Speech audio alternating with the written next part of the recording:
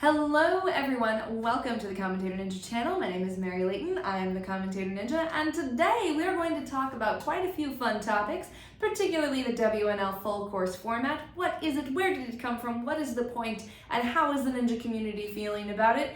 And then we are going to have a phenomenal tech talk about cliffhangers with Matt Bradley. Can't wait to share that with you. And of course, as promised in my latest Instagram post, an announcement. Let's get right to it. So let's talk about the full course format from WNL. How did this all get started? Why? How is it playing out in the community? And what's the community's feedback? So let's start by taking a look at what the WNL has said about this format. The World Ninja League put out a presentation towards the beginning of the season that many of you may have seen. In this presentation, they state in a slideshow that there is a growing demand for an obstacle competition format that accurately judges an athlete's ability on every obstacle. This new format is supposed to bring new course design, new strategies, a new way to judge obstacle talent, and this new format is also supposed to deliver a competitive, consistent, and engaging run. So how the scoring system works is that the obstacles are all assigned a difficulty score. This difficulty score is calculated by the NinjaWorks system. An obstacle that many people attempt and many people clear will have a lower difficulty score. An obstacle that many athletes attempt and many athletes don't clear, or more failures, is going to have a higher difficulty score. At the end of the competition, your difficulty scores are what's going to be what determines the winner. I'm sure you're wondering, what if you have multiple athletes clear the course? They're all going to have the same difficulty score. You are absolutely right. So in this case, the winner of the competition is then determined by their time score. Time score is also calculated by the NinjaWorks system.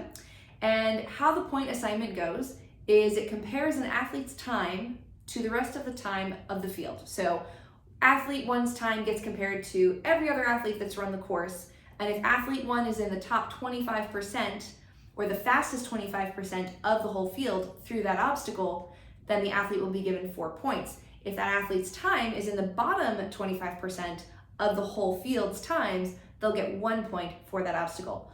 All of those scores are added up at the end of the competition, and that time score would be what determines if you are the winner or second, third, fourth, etc. if you all have the same difficulty score.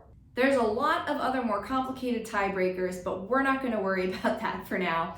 Let's talk about some of the good points about the format before we get into a couple of critiques. So the WNL claims a few things in their presentation about the full course format that I actually do agree with. So for example, they say it's exciting until the end. And as a commentator who has commentated in a full course competition, I have got to say, yes, that is absolutely the case. It is exciting up until the end. It's exciting all the way through because you're constantly watching and evaluating and trying to figure out, ooh, they failed this obstacle. Is that going to mean anything?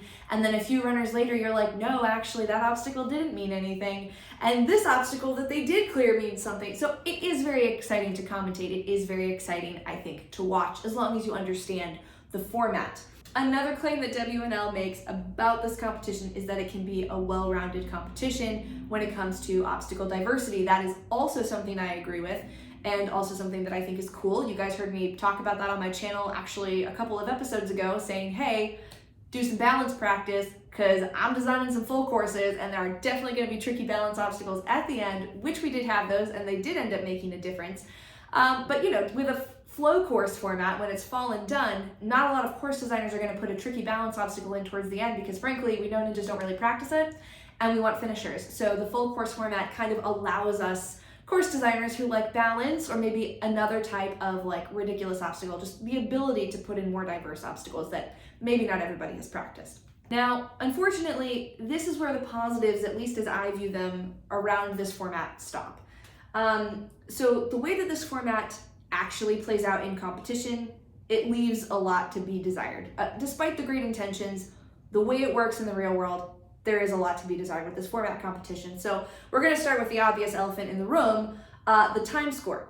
So with this format, it is completely possible that the athlete that has cleared the course with the fastest time does not actually take first place if there are other athletes that cleared the course but managed to get a better time score. Now you might think logically, oh, well, if somebody has the fastest time, they're obviously going to have the better time score, but not necessarily. Let's look at an example. In this example, athlete one has the fastest overall time, But on obstacle 2, they did this obstacle slower than most of the field. They probably took an extra backswing that they didn't need to, maybe lost a little bit of their confidence, whatever, or got hung up. But anyway, they were slower than the rest of the field, okay? So they got a lower time score for that obstacle alone, all right? Athlete 2 completed obstacle 2 faster than athlete 1, but had a slower overall time. Athlete 2 managed to score in the top 25% of time scores on the rest of the course, which is completely possible if you have a large field of athletes to be slower than the fastest time through some obstacles, but still be in that top 25%. And so due to that one obstacle in the beginning, so the athlete with the fastest time had the top time score on every obstacle except for that one obstacle in the beginning, which athlete number 2 did like 2 seconds faster. All right, I forget what I put in the example, but athlete 2 did that obstacle faster, so they got a better time score on that one obstacle. And so even though athlete 1 has the overall fastest time, because of going slower on that one obstacle, a full clear on both sides, it's gonna go to the athlete with the slower time, which isn't really how we do things in Ninja. I have had one parent that I've kind of asked for some feedback from tell me, I've completely avoided going to full course format competitions because you can't tell a 10-year-old that got the fastest time that they didn't win, right? Like it's just not a conversation that makes sense to these ninjas who are that young. You got the fastest time, you cleared all of the obstacles, but you still didn't win the competition. I really think that a lot of the claims that WNL makes about the positives of this format only make sense if you want to completely change the definition of the sport, right? So right now, it's furthest the fastest, right? The question of how talented an athlete is resides in the question of how many obstacles did you clear and how fast did you clear them, you know? But one of NNL's claims, or sorry Phil, one of WNL's claims about the format is that it consistently reflects talent. But athletes that cleared the course in a slower amount of time have now become the more talented athletes because the algorithm of scoring worked in their favor that day. Another claim that WNL makes about the positives of this format is that all obstacles are equal. They actually say that a lot. All obstacles are equal. And an athlete, according to their presentation, cannot gain a competitive advantage by being significantly faster or better at a single obstacle. I would debate that point, however, because from our previous example related to the time score, the athlete with the fastest time lost a competitive advantage because they were slower on a single obstacle. So conversely, athlete 2 with the slowest overall time gained a significant competitive advantage by being faster on a single obstacle. He won. And so I get what the WNL is saying here by saying all obstacles are equal, but the reality of how this format plays out is they're not. To further this example, another claim that WNL makes about this format is that it demands expert coaches. They say that this is because of the dynamic point assignment. An expert coach is going to be able to accurately determine where an athlete will gain or lose the most points. But I thought you said every obstacle mattered. I thought you said nobody could gain a competitive advantage by being faster or better at one particular obstacle. So why would a coach need to analyze which obstacles are more or less points if every obstacle matters? If every obstacle matters, shouldn't you just tell the kids to complete all the obstacles in the fastest time possible? Yeah, that makes sense. Hi, I'm a coach. We already tell the kids to do that. What is really unfortunate about this format is that it's completely possible to game the system, right? So if you're an athlete that's going further in the wave and you see everybody fail obstacle 7, and then because they attempted obstacle 7, they ran out of time on the final obstacle, you can go into that competition and into your course run knowing, I'm gonna skip obstacle 7, nobody's cleared it, there's no point value to that.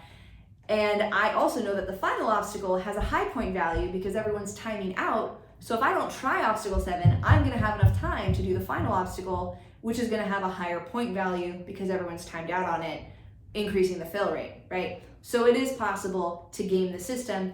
And basically what that means is not every obstacle matters. Obstacle 7 didn't matter. The final obstacle mattered, but obstacle 7 didn't. Not every obstacle matters. Yes, it's strategy, but what I really do not like about that is that you're not approaching your course run with the intent to complete all of the obstacles.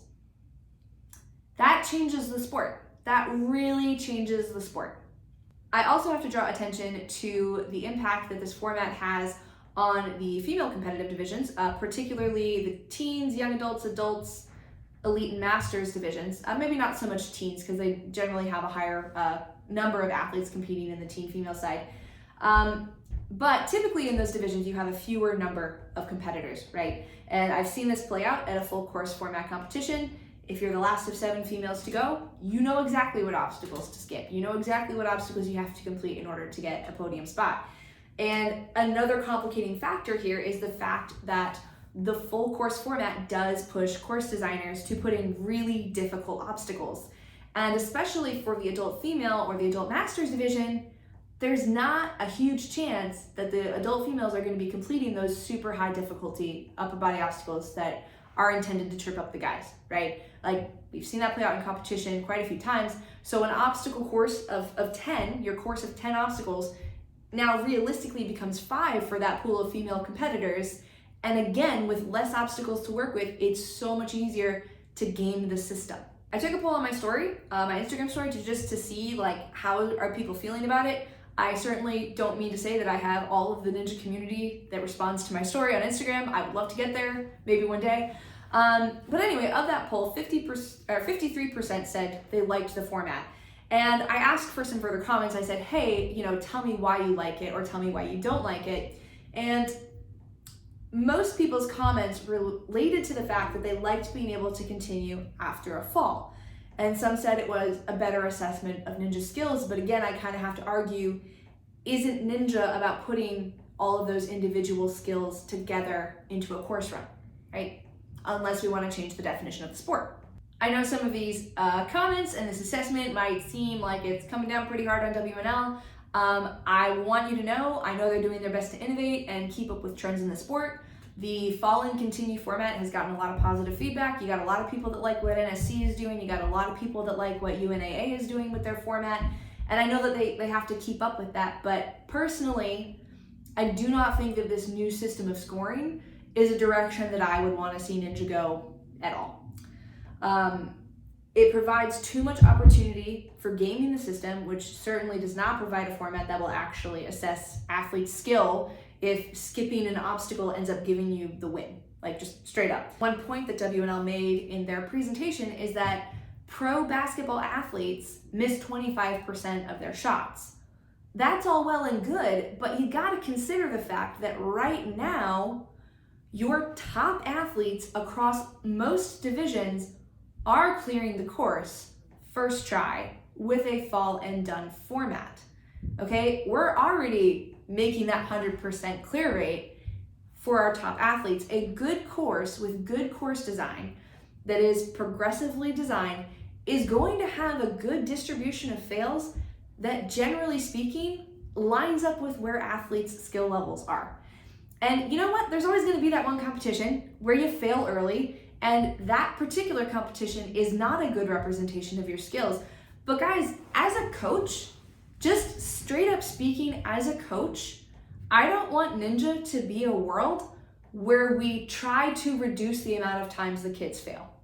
I really don't, because even though those moments where you fail early are frustrating, even those moments where you get in your own way are tough to watch, tough to witness, those are absolutely the best learning moments that a coach has to work with a kid to not only set them up for better success as an athlete, but to just set them up for better success in life, okay? These kids are building resiliency. They are learning they're not gonna get it every time, right? They're gonna have to keep trying. They're gonna have to keep training. They're gonna have to keep going after their goals. It's not gonna be easy. They're not gonna be perfect. I could go on and on about this. I'm sure many of my coaches out there could do the same. I don't wanna lose that. I don't want this sport that I am coaching in to become about gaming a system, to become about which obstacle do I skip, to become about, you know what? I don't think I can complete this obstacle, so I'm not even gonna try it. I don't want our sport to become that, guys. I really don't. So that's my spiel on the full course format. Let's take a more fun and exciting direction and move on to a phenomenal tech talk about cliffhangers with Matt Bradley. Welcome everybody to the Commentator Ninja channel. My name is Mary Layton. I'm the Commentator Ninja, and I am here yet again on a completely different day with the one and only Matt Bradley, who is going to bring us through probably the most exciting tech talk that we have with Matt so far. We're going to talk about cliffhangers. We got a lot to go through. Take it away, Matt. Yeah, Cliffhanger is one of those obstacles that it's been around for so long you can't really get away from it. I mean, Cliffhanger is an older obstacle than I am. It first came out in 1999. I was born in 2002. So the first thing we're going to talk about is how to traverse across the ledge. That's the most basic thing. I mainly just think about kicking my knees up. So as my right hand goes, my right knee goes up. As my left hand goes, my left knee goes up. That's to take weight off your hands. Your legs are weights, so if you drive them up, it takes weight off of your hands, so it makes it easier to move. Another thing that's important is how you actually hold the ledges. Rock climbers have 3 different grip types they talk about. There's open, half crimp, and full crimp, where your thumb goes up. Don't full crimp, it's really bad for your hands. Most cliffhangers you can get away with the open grip. For ledges that are more in like the 1.25 inch to and below range, you want to start half crimping. So hand is up like that with a right angle here, and your knuckles pressed down on your last digit. One thing that's super important is going really fast on Cliffhanger. Cliffhanger is pretty grip intensive, so the less time you spend in that grip intensive position, the better. If you ever watch like Sasuke, where they do just have like straight ledges, those guys like rip across it. I like to take moves that are probably like not quite my max extension, probably like 60% of my max extension. So then I do like preserve my power for the moves that are more extended.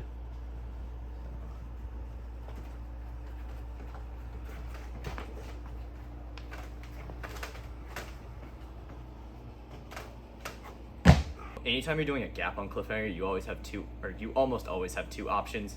You can static or you can dyno. Dynoing is faster, but it also requires more upper arm strength.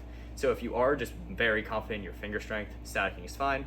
If you're a little less confident and you want to get through it a little quicker, dynoing is the way.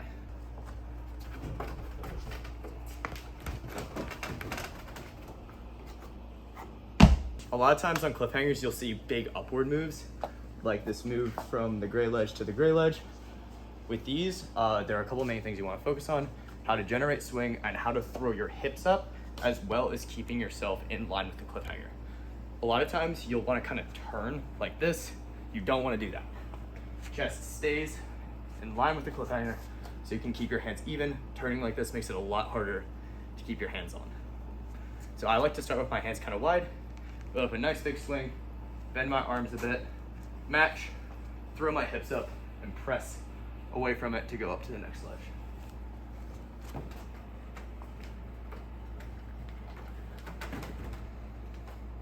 If you do see a big upwards gap and you want to static it, especially if it's like a big height change, like 2-ish or more feet, you can do a static beta. My preferred way to do it is hand to the very end of the ledge. I flip my bottom hand into a press, so then I can support myself and keep my weight over, and then I cross. You want to make sure you get your thumb on the end of the ledge, because that gives you another point of contact and allows you to squeeze through the ledge.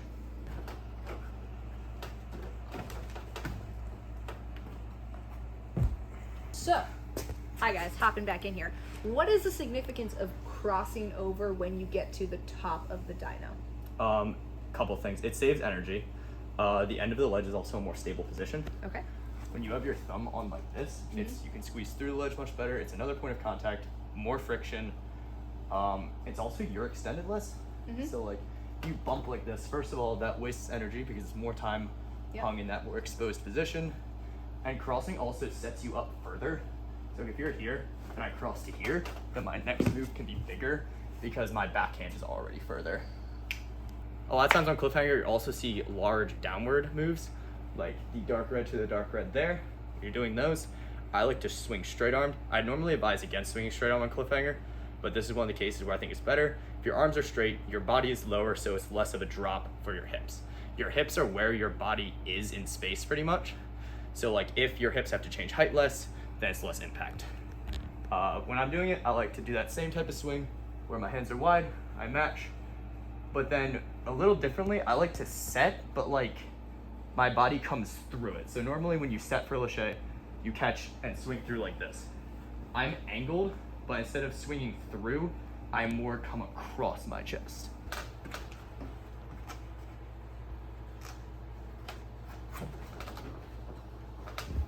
One aspect of Cliffhanger that's become especially prominent recently is Cliffhanger laches. There are two main ways you can do it. The traditional 180, like you would see people do in Sasuke, or the forward lache, like you normally see in America. Which one you want to do is a context-dependent thing. I learned 180, so I do that a bit more, because I started before we do this. 180 is good if the ledge you're going from is pretty good, or if you're really confident in your finger strength more than your upper arm. You want to go forward if you have a limited backswing, or if you're more confident in your upper arm strength than your finger strength. I can throw further off of a 1 centimeter ledge like this than I can like this, because I can pull through it more. 180 is good, but because it gives you a little more control, and you can be slower in the air. All right, first we're gonna talk about 180. The first step with 180 is to spot the ledge. Because you're faced away from it, you need to figure out where it is. I like to just turn, or you can look back like that. Second step is to do a small kick, so not even close to your maximum kick.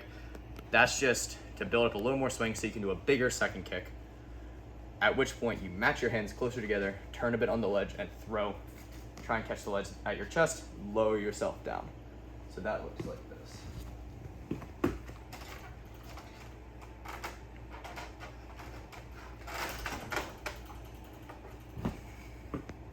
And you didn't spot on that one, did you, Matt? I do not spot. He doesn't spot. Man doesn't spot. I never spot, I find the ledge in the air.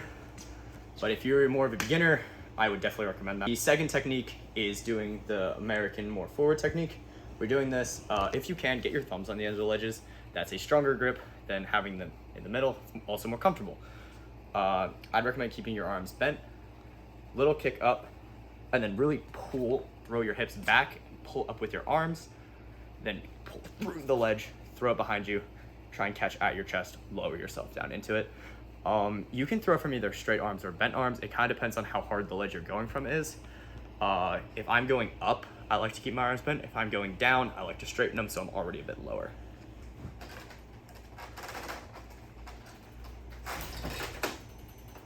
Just in general, I think going forward is better if you're going up. If you're going down, 180 is better. It allows you to negate the drop a little more. So what is it about the 180 that gives you more time to anticipate the drop, and as opposed to going just straight towards it? 180 is a little slower. It's more like this kind of lache versus like the symmetrical kind. Mm-hmm. You also are kind of already in that lower position. It's a lot easier to straighten your arms from 180. Yep. And where your hips come to is also closer to the ledge, because you're rotated like this, right? Versus like having all of this out in front of you. Okay. So your hips end up closer to the ledge sooner with 180. Gotcha. It's also just slower. You have more time to figure it out. All right. The last thing is reverse grabs. I think you can do reverse grabs 180 or forward. I did that at NNL, 180'd it, made the commentators freak out, but I think it's straight up easier, especially if you're going down. I like doing reverse grabs as a 1-2 lache. I think that gives me a lot more time to find it, and it's a lot harder to do a 1-2 lache if you're coming from this reverse grip like this. Doing the 180 gives me a lot more time to find the ledge with my one hand before I have to bring the other over. It also helps me set my hips a little more easily. But same deal, you can do it reverse grip. There it is.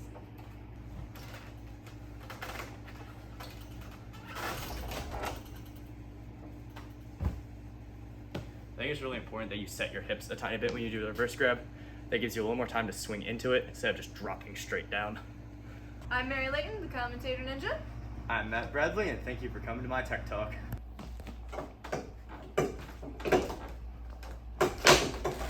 Thank you once again to Matt Bradley for filming these Tech Talks with us. We are very excited to have done this series. That is the last of the Tech Talks from our trip down to Pennsylvania. We will have a new series soon regarding tech. Please let me know in the comments what type of techniques you guys would like to talk about. Now, I promised you an announcement. Guess what? We have two! First, many of you know that I am absolutely a huge fan of Neighborhood Ninjas. Super, super excited to be involved with them in getting their playground in Wilmington, Delaware off the ground. It's a ninja playground. The whole point of this is to make ninja more accessible to the community so that more people can start getting involved in the sport, especially people that might not have access to a gym or might not be able to afford to go regularly.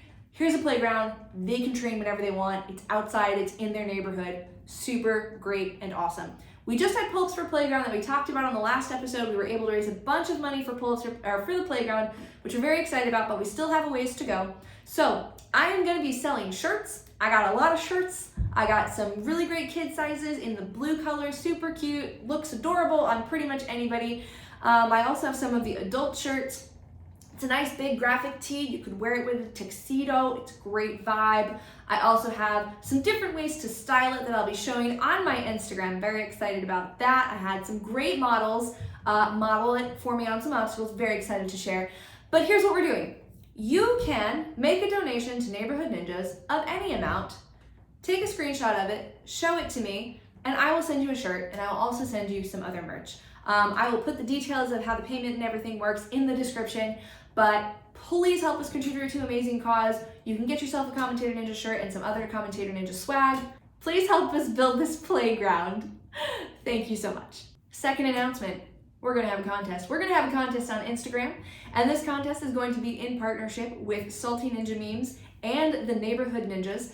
I'm really excited about this competition. You are going to be able to win something very important for your local ninja gym that is going to completely level up in the playing field of ninja gyms, and it's also going to push the sport to be better. I'm very excited about this contest. I'm gonna send you some more details as we get closer to that January date, which is not that far away. Oh my gosh, we're almost at Christmas, we're almost at New Year's.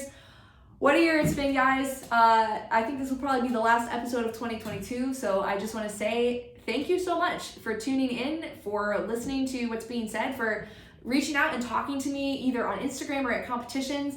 I love connecting with you guys when we're all out there competing, when your kids are on the, out on the course. I'm always happy to discuss these things with you. I'm always happy to hear your feedback, good, bad, or ugly. Please send it to me.